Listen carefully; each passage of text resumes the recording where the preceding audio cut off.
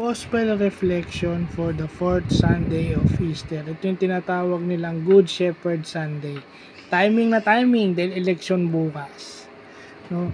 So yung ating Panginoon ay tinatawag na Good Shepherd na kahit anong sama ng ating ginagawa o maligaw man ng landas yung isang tupa, hahanapin niya yun.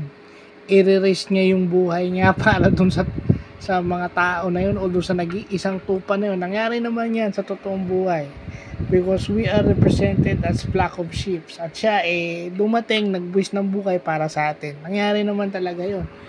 Pero itong Good Shepherd Sunday mas applicable sa ating mga Pilipino dahil midterm election bukas. Yun bang mga iboboto natin masasabing Good Shepherd? Well, throughout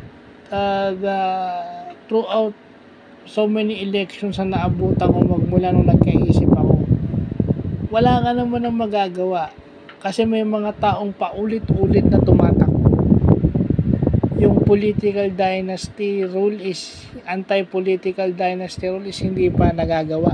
Sa akin, ang voting preference ko is magmula nung naging botante ako, basta may nagawa ka at napapakinabangan ng mga tao, yung evident na napapakinabangan ng mga tao throughout your political career, meaning from the very start of your being a senator up to ngayon, at ano pa yung magagawa mo in the future, kasi merong mga bill na yung mga tumatakbong senador ngayon yung nag-author pero hanggang ngayon hindi pa nagiging batas.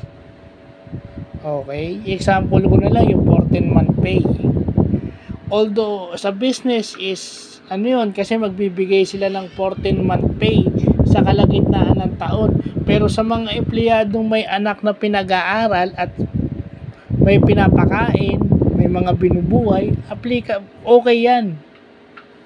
Diba? Sa company, yan pero if you put yourself as breadwinners, as a parent, yan, pabor yung 14-month pay na yan to have an example. Kasi yung 13-month pay, December. Kung yung 14-month pay, syempre, rin yun. Kung nag-aaral sa public school yung anak mo, pambaon. Halimbawa, manghihingi yung anak mo. May kailangan sa eskwelahan, may maibibigay ka. Diba? So, yun. Example ko lang yun. So, yung bang mga iboboto natin is magiging good shepherd ba sa atin for the next 6 years or for the next 3 years? 3 years pa lang. After 3 years, ano na yung nagawa nila, and then the following 3 years.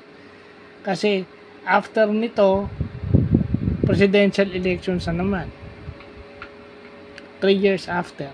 Diba? So, ano na yung, being a good shepherd, it's not only, as public servants, they should have be as all.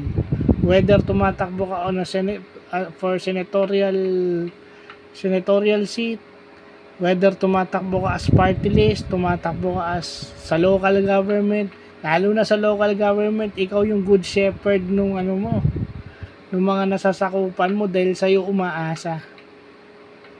No? So, yun lang po.